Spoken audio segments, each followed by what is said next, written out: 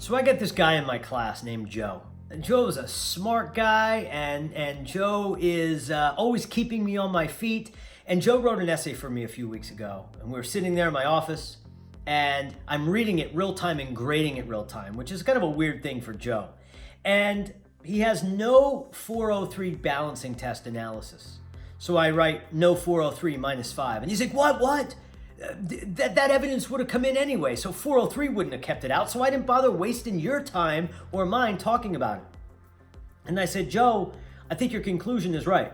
403 probably would not have precluded this.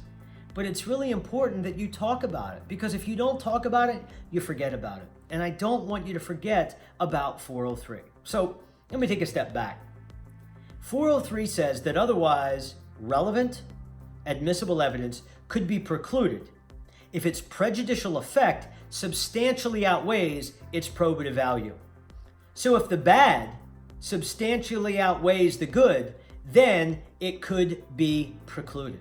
But typically, Joe is right. 403 is a rule of inclusion rather than exclusion, meaning more things are going to pass 403 than be excluded by it. But nonetheless, you still want to talk about it. You still want to make it a consideration.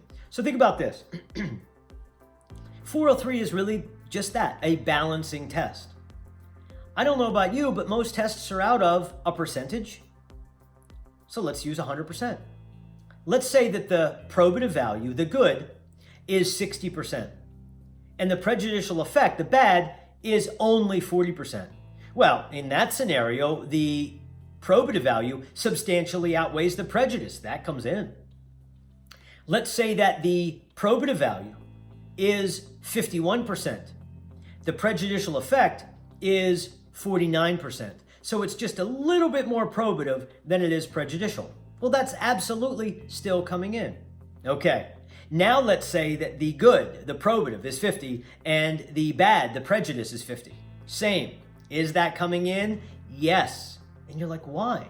Because remember, for 403 to keep it out, the bad, the prejudicial, must substantially outweigh the probative value.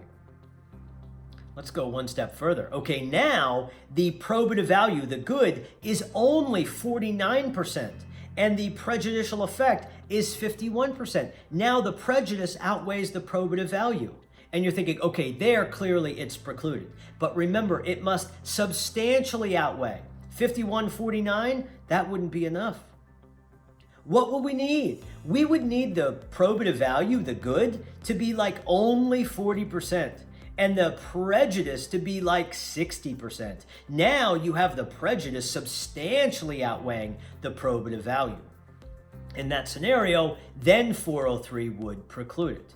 Yes, Joe, I know 403 would not have precluded this, but you need to discuss it because that's points, and you can't leave points on the table. So that's good advice for essays. On a multiple choice, how does 403 come up? Well, it's a balancing test for the finder of fact. It's a balancing test for the judge to say if it comes in or not. How would I see 403? You wouldn't have to play judge as much as you would have to, 1, identify what the correct standard is, or 2, who makes that determination.